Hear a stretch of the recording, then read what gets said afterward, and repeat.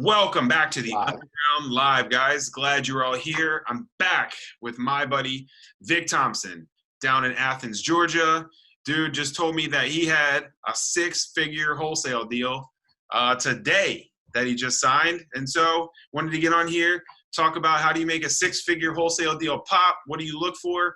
And then today's main topic is talking about JV deals. How can you find more? How can you sell more? How can you do everything more through some JV deals? Vic, glad to have you here, buddy. Hey, good to be here, Josh. Always good to be here. Thank you for having me. Yes, indeed, sir. So tell us a little bit about your week. How's your week going? Where'd you find that six-figure deal? Yeah, it's good. Just one clarification. We had a six-figure wholesale day. It was actually two deals combined. But yeah, it was a 12-plex and a duplex. And I've sourced both these through our multifamily list and through text initially. The duplex was a cool story because I asked the guy to meet me out there. We met, kind of got a sample of what's going on with the property. Took him to lunch, got back and forth, got into negotiations, and then got the contract on site. So it was really just kind of really three touches. And we've been marketing that deal for maybe the last month. And the duplex, I'm sorry? Marketing to sell the deal for the last month? Yeah, so anytime we get a deal under contract, we send it, we make sure we have the institutional funding to take it down ourselves because it was going to be a good deal regardless. However, in this racket, it's about wholesaling, right? If you got to keep lights on and feed people and, it can just power marketing when you're trying to grow. So we had the right buyer come in at the right price. So we took that. The duplex, on the other hand, I didn't know if I was getting this deep enough. I'll be honest, Josh, because sometimes like the duplexes, I feel like we just kind of we know what we're doing. Once you know what you're doing with an asset. So this buyer was a little bit challenging because I drove by the property. Both of these I drove by before I even talked to them. So I felt like I was well prepared and showed interest, to the seller. And on this one in particular, I was texting the guy back and forth. He is doing a rehab. He did one side and he didn't do the other, but he has these long-term tenants that are like truckers that they're not in the house that much. And he was like, this is how much I got to go. And I was like, we actually talked about this one over the phone because it got a little hung up. And I was like, he wants to do it, but I can't get him on the phone. So we were going back and forth, and kind of just, he wanted 85. I ended up getting down to 78. And we just went back and forth. And the pro tip on this was his wife's name was actually on the title. I don't know why. But I got it to a point where I was ready to get that contract out. We were good. But I verified, and I said, hey, if I send this over, are you guys ready to sign? And we had talked about that. And the fact that I did that, I actually posted the turn time on the signature because I think it was like 4 minutes or something like that on Instagram because I was like, hey, man, make sure you're protecting yourself. So got that one under contract. And then today, I can't stress how much just putting stuff on social media. I mean, my messages have been getting knocked down because I'm posting that stuff. People are like, these guys are doing deals. Like, how do we get in? And then after you have a few buyers, now people know they're to come to. And, today we got the verbals that we needed on both of those deals, so they're most likely gone. So yeah, I'm being humble I just said it, that I think I posted something last month of, hey, this is our first 5-figure, wholesale in Georgia, and now we have a 6-figure day. So I feel like you got to keep putting that out there. Definitely. It was your first 5-figure wholesale? No, it was, well, I'm saying last month. Because we had been flipping and doing it the hard way, and it's like, again, until you build this, like, get them deep enough or have a buyer's list, you're kind of doing what you can, I'll say. Absolutely. So I don't want to talk for too long, but I did want to, those are my 2 cents on the deals. Dude, I love that. Okay. So let's hop into the main topic for today. And this is something, honestly, it's almost a little bit selfish of me. But I want to talk about some JV deals because this is something that's recently, since I saw you in person last, 2-3 months ago, less than that, probably 6 weeks, 2 months ago.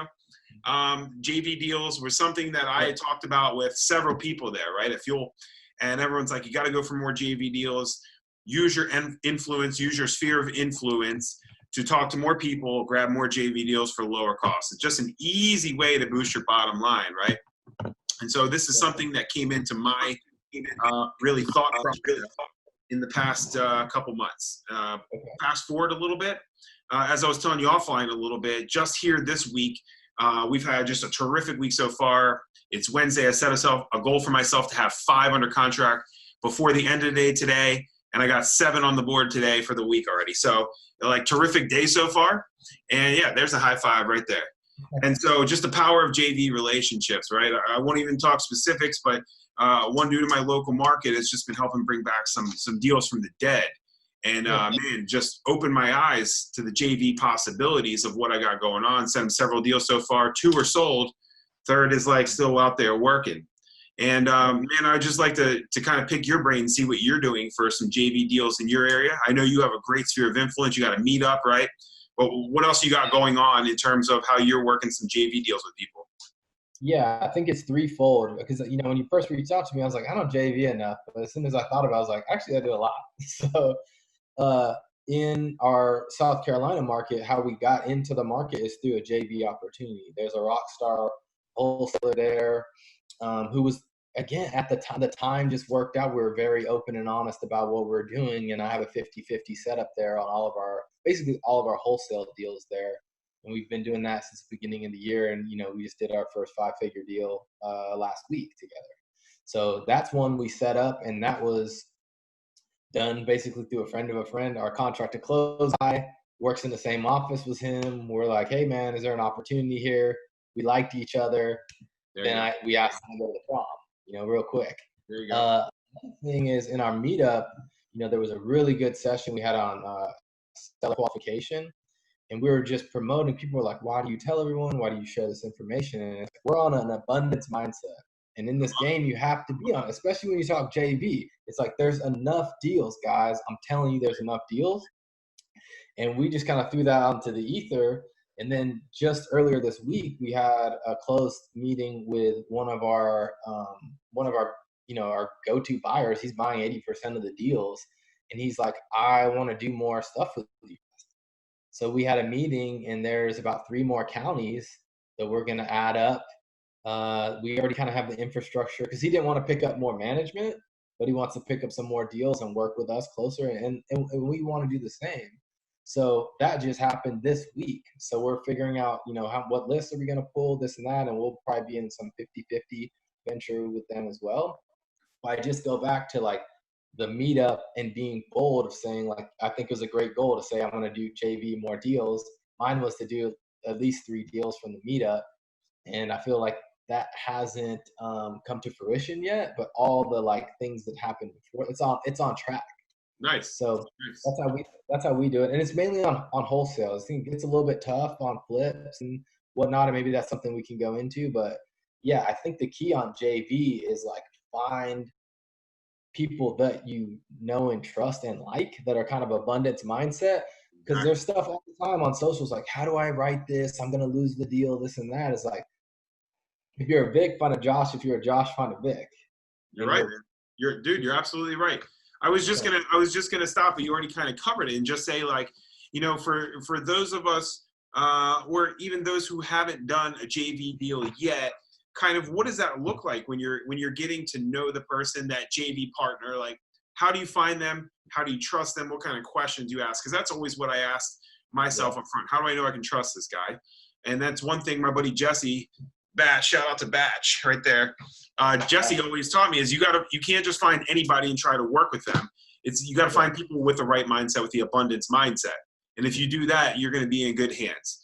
So talk a little bit about like kind of how you maybe talk about how you screen some people up front for JV opportunities, or when you've seen one and they wanted to JV, how you found out you're like, nah, I'm not working with you. It's not worth it, or whatever it may be. How you found a good one, how you screened out a bad one. Yeah. Let me talk to the good and see if I can talk about screening out the bad, because I haven't had to do that yet. Okay. So the first one was basically a referral, because the person we worked with on a flip, they're like, hey, you should talk to this person. And actually, they just work in the same office. So we were at his office. We could see what was going on. And in this particular situation, he had a bad hire and it hurt his business. So he was, in the right place at the right time. Like, oh man, if I could, get more leads and like go in this way. And then the guy was awesome at what he did. You talk about someone being, if when you meet him, this guy is such a good closer. He markets so well. So all the things that we weren't good at in that market, he was great at. So the only concern was we didn't know him, but this other guy that we'd been working with pretty closely could vouch for him. And again, we wouldn't be working with him on that level. Like if you referred me to someone, I wouldn't really bat an eye. I mean, I would validate, but that holds it really high. So we had a good in. So if you can get referred to someone, I Nice. think that strengthens it. The second thing is watching them in their element. We got to say, hey, here's some leads, go get them. And he was able to do that. So it's performance based. And the other thing is, if you're going to get on paper, I would not write like whatever the terms are of your agreement. Maybe not go for 12 months. Maybe just put it down for 90 days and say, hey, let's just come back, right? Because we want it to be win-win, right? Let's put something down. And then at 90 days, let's come back and say, okay, yeah, is this going the way we want to? Maybe make some adjustments and then maybe lock something in longer. So you sort of So sign a blanket JV agreement then for 90 days or something with them. That's what you do. yeah, it's like this is what we'll pay for and do. This is what you'll pay for and do, and just get one page. And that's what I'm saying is like if it's the right person, it's basically for conflict resolution, right? I'm not looking to go to the court or any of that stuff, but just so you can say it's like with a tenant, right? It's like, hey, Josh, this is what the lease said, right? This is what the prenup said. Let's take the emotions out. And again, if you're working with the right people as entrepreneurs, you should that's what your specialty is, problem solving and conflict resolution. So you can set yourself up for success where you don't really have to worry about things going wrong. Dude, I love it. Okay, so for those of you guys keeping track at home, so far Vic has dropped a few on you, a few marketing channels or lead gen channels for JV deals. One is his meetup. So he runs a meetup, has how many people? You guys normally get like 20, 40 people there? Yeah, it varies, 20 to 40. I would say it's in there. So, okay, the number one way to work more JV deals, find more JV partners is meetup. The number two that you just said is referrals. And so that was important too, because the vetting process is a little bit lower if it comes from a trusted friend, partner, business associate. So that is important because it takes less time to vet that person. So that's really good. Two so far. Awesome. I say the third one is post your deals like on Insta. If you go and check out my Insta or Facebook, I'm putting stuff out and I'm hearing from people I haven't heard from that are just friends, and other investors are like, hey, I'm interested. You put a 12plex on socials, someone's coming at you. So I don't know. I'm sorry? What's your Insta handle?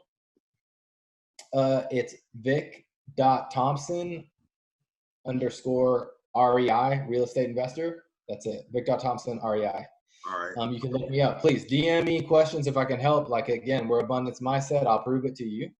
I think the last piece on what we're training is vetting that is, people were coming in and I said, like, I got a message, like, say for you, Josh. I'm like, hey, man, sorry to get slow back to you. There's been 10 people hit me up.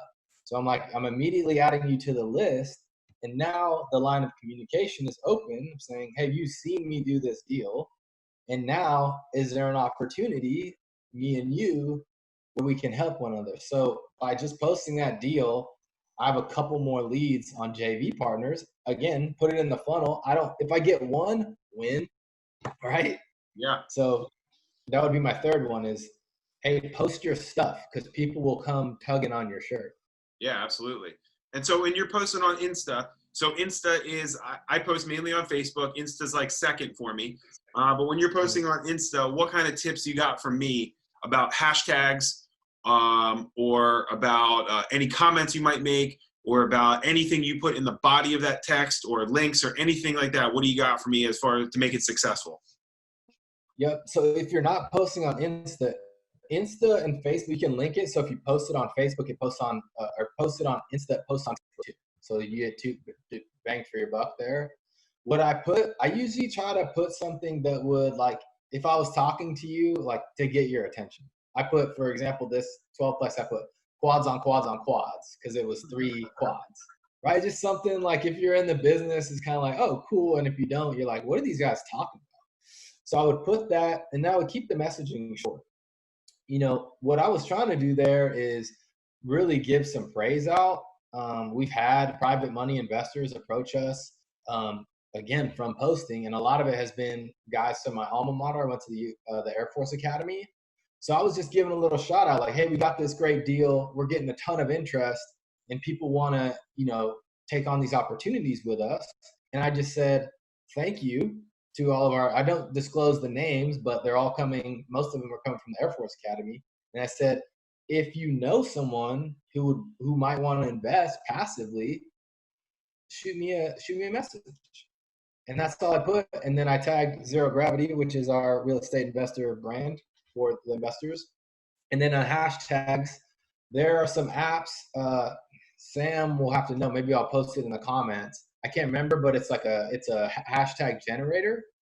But if you start typing in like real estate, it'll make recommendations to you as you're putting it on Instagram. Yeah. And once you get like a good, I think you only have 30 max, but just find, you know, 30 that really just resonate, like investor, deals, real estate, Athens, something like that, and just save it in your notes or something. And then now when I go to post, it's like, that's a good catch line, a little bit of body, kind of the same stuff, and then same hashtags basically. Nice. That's awesome. Okay, fantastic.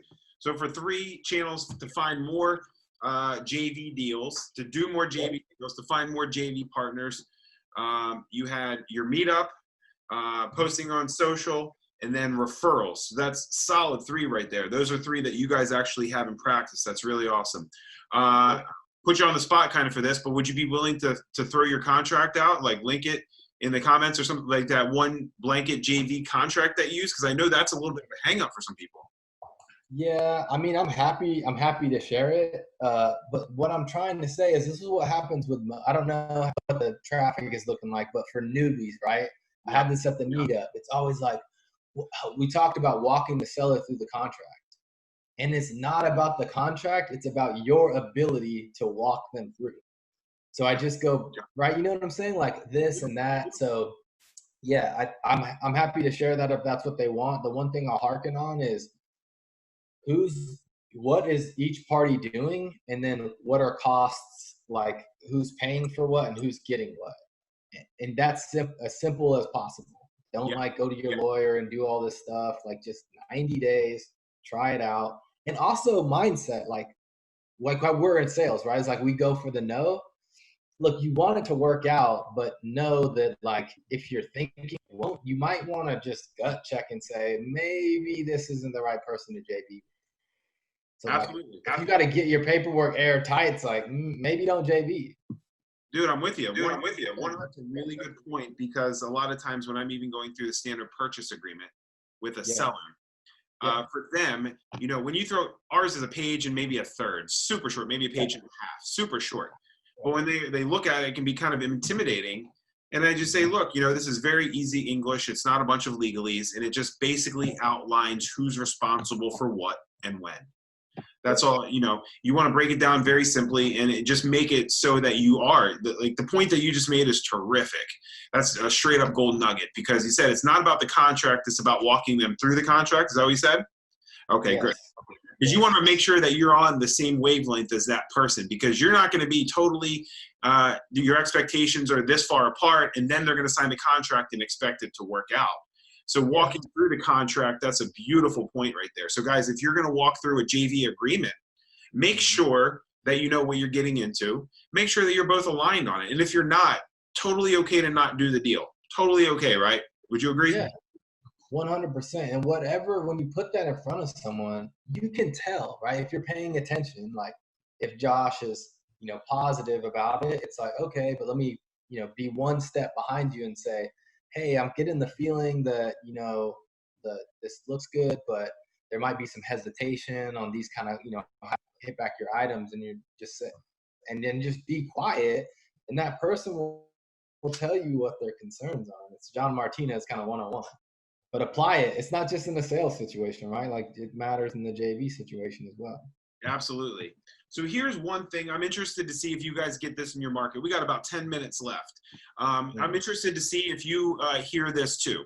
A lot of times I will put a deal out, whether it's published on Craigslist or Facebook or even our site or email, whatever it is, right? And I will have someone come back to me that I've never talked to once in my life, and they'll say, hey, want a JV on it?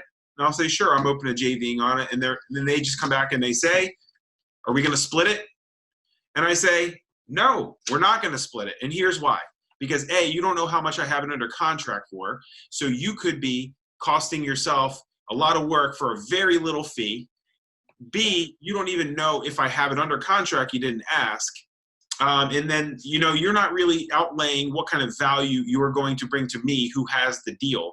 And let's not forget the deal is a lot more scarce and valuable than perhaps even the cash at the end if you got a good deal, right? Deals are scarce. We're scarce than money. How do you deal with that? I come back and I'll say something like, well, the minimum that I will pay on this is $1,500, but up to a certain amount. Generally, that's like my go-to line. I'll tell them what the minimum is.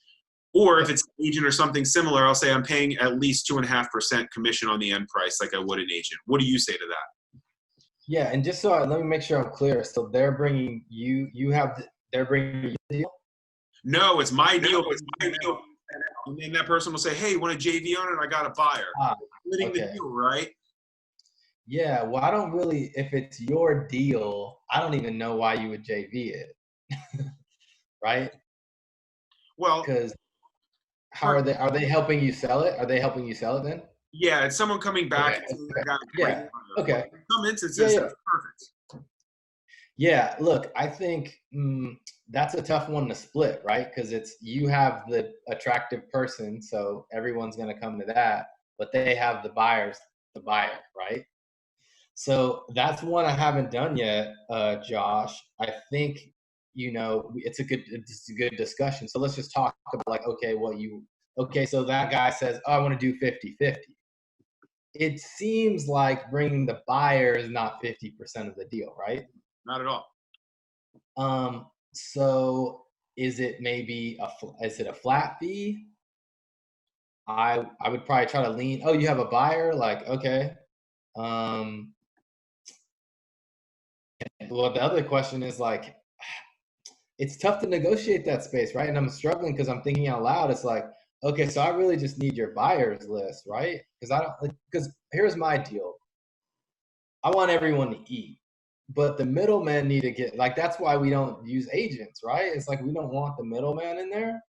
So it's almost like, hey, man, what would it cost to access your buyer? Like, exactly. Maybe I'll split this deal with you to get access to your buyer, and then we're done. So I don't know. For me on that, when people approach me, here's my thought process. Generally, I'm locking up deals because I know I got a buyer for it. I'm not locking up something in the middle of Timbuktu where I got to go find a buyer and build a whole campaign around it. So I'm generally finding something that I think the people on my list will buy, or at least get some offers on or some activity on, right? That's my mindset. The second thing is when it's a brand new deal, of course I want to send it to my buyers and to get the maximum amount possible, of course. And if it goes past, you know, maybe 7 days, I'll start reaching out specifically to ask people if they have buyers and say I'm open to whatever sort of split there may be. But in general, I try to line it up as a flat fee kind of thing, or a known percentage or known split up front. People, when they come and ask that, are you going to split it? They don't know if I'm asking if I have a 30K spread or if I have a 4K spread. So they don't know if they're asking for 2K or 15K in my experience. So that's why it's a really silly question. But you know, a tip that I would give to some people, I never knew this really existed, but there's a lot of investors or wholesalers in my market that don't find their own deals, that just take people's deals and remarket them to their list. It's gotten out of hand. One deal that I sold, actually, you said we don't use agents, but I started to. And I started to. So one wholesale deal that I couldn't sell on my own, I knew it was still a deal, so I got an agent in the office below us to list it. Well, I'm paying him commissions. He's gladly working for that. And long story short, the buyer had a commission, so I'm paying 5% commission. The end up gross is like almost 18. And then so after I pay out commissions, we're still bringing home 12 and change. So it's a win for everybody. Um, so I'm starting to sell them with some agents. But long story short, if you're going to do deals, and if that's your little thing, is to go out and find other people's deals in JV, make sure you're bringing that person some value. Lead with value. Don't start by asking, hey, can we split it? Hey, can we do this? Because all you're saying is, what's in it for me? What's in it for me? What's in it for me? Right? And you're asking me when it's your deal. I should be asking you, how can I help? When do you want to get it sold by? Well, if I could get you this, if I could get you this number, do you think that would help? Just bring value. And that's, I started this thing off. I wanted to talk JV deals today because I feel so strongly about it right now. I've had one guy bring me back, exactly, flexing, bring back 2 deals from the dead, go out and sell them. And by the way, I thought they were dead deals, not even meat on the bone. He right away knew there was meat on the bone and right away could sell them. And so I was glad to split those deals because they were going to the graveyard with nothing. And he brought that back. I'm glad to split that. And that is the definition of value. Brought a buyer to me, said, let's make some money. You weren't going to close them anyway. Done deal. Huge value there, right? So I will take those all day long, all day long. Yeah, 100%. I think you made a lot of good points, right? It's like, it's good to look at a specific example, right? I didn't really know what to do with these, and now there's something to do. Okay, yeah, you could argue that he's bringing 50% at least value there on some stuff you were going to get 0 on. I think maybe planting a seed for a future topic is we just went away from an agent and we are doing like a online listing. I think it's just like $500 on the back end. So that I don't know how you want to talk about that at some point, if that fits. It doesn't really fit on the lead gen side, but I'm just throwing some ideas out there. I don't know how you're planning for future topics, but that is one where, those damn fees, like, they'll get you. They will. So on this one in particular, twofold here. I couldn't sell it on my own, but then B, I was pushing it out for $115. And I got an email 2 days later from an unnamed organization who was trying to sell it at $175. $175. And someone asked me if I would JV, and then before I know it, it's getting blasted out by this large organization at $175. So they didn't even know if I had it under contract. They had not seen my contract. They don't know what price I have it for. And then they're just blasting it out. And so honestly, I don't know if that helped me or hurt me going out 175, and then it got listed. I think we had it listed at, I know we ended up closing, we had it listed at first at 119 on the MLS for 7 days and then dropped it to 109. Still walking away with a nice little payday, so I'm not mad at all. There's certain rules to JVing that I think are just, there's some people doing it really right, but most people are doing it really, really wrong. And that's just kind of what I wanted to dig into today. But the agent thing, I definitely love to talk about that. Okay, yeah, and I think that's something everybody needs to take away, right? It's the 80-20 rule any way you look at it, right? So 80% of people are probably doing JVs wrong, 20% are probably doing it right. So I guess the one other thing I'll throw out there is, as you build your network, talk to folks that are already doing JVs with someone else. That would be another source, right? It's like, you want to try to model yourself after people doing it right. So there's people out there that are already doing JVs that you probably know, so give them a shot. Yeah, absolutely. And so I will throw on at the end here, we're running out of time. And I wouldn't say listing with an agent is a joint venture in particular, because you're paying them for a service, right? It's a service. However, I would argue that the relationships I'm trying to develop with agents in my area now are leaning towards joint venture agreements, because now the guy I got working this deal downstairs had 3 on the market for me, and that one is the only one that's in escrow right now to close. But we're aiming to build a pipeline with him of ways that we can work together and make it more seamless to sell deals that maybe our buyers didn't want. And then on the back end, getting all the buyers info from the people that went through those houses to see it. That's adding to our buyers list as well. So another secondary benefit. Yeah, I think there's some pro tips lying in there that might be worth talking about, because if you have an exclusive relationship with that agent, and I would say if you're an agent, don't lower your fees because it shows that you're kind of struggling maybe.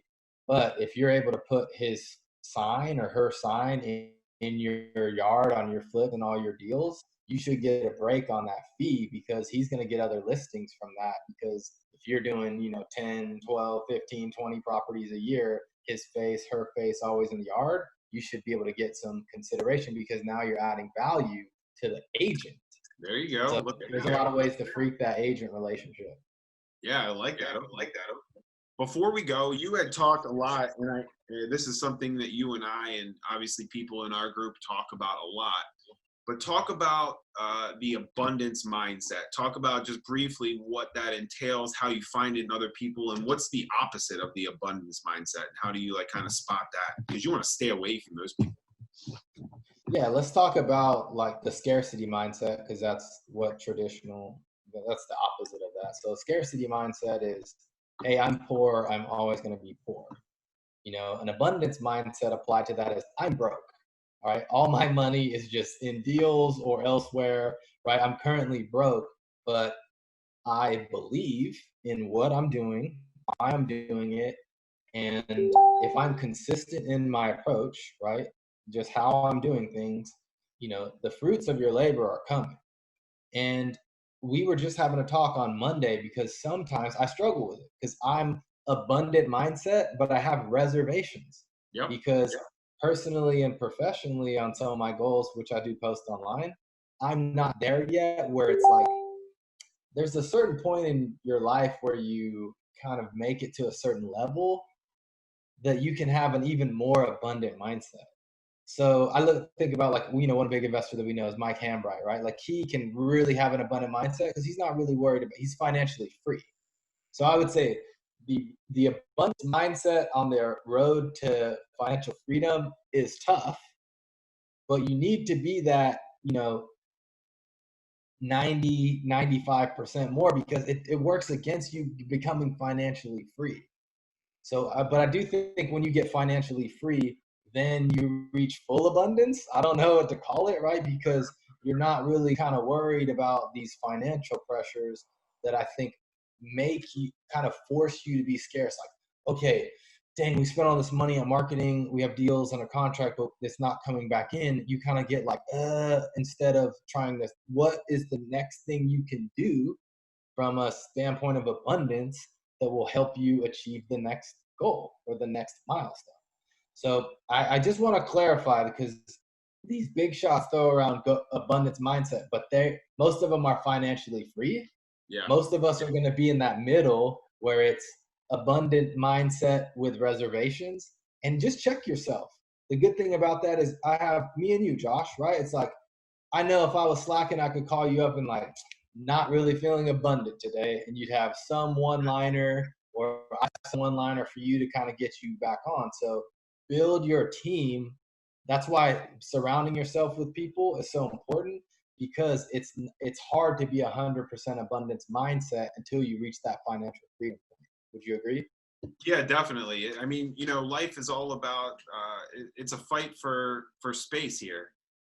Whether it's, your business against your competitors, right? And again, Jesse and the guys at Batch and in Phoenix really changed my mind about how you can put this abundance mindset into motion, because they don't, if you know, they don't really see themselves as competitors with the largest, what you would call competitors in town. They meet with them. They talk about business. They talk about how to do more business. They talk about what's not working. They talk about what they didn't do well. And most people would see that as being too vulnerable, and then your competitors or your enemies coming for you.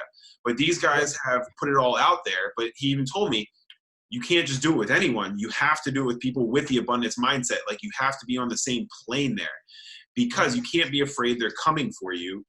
You have to think that they are trying to help you. And as we both know from our masterminds, man, stuff really starts to change for you when you open up and talk about the shit that you're not good at or the shit that you're struggling with.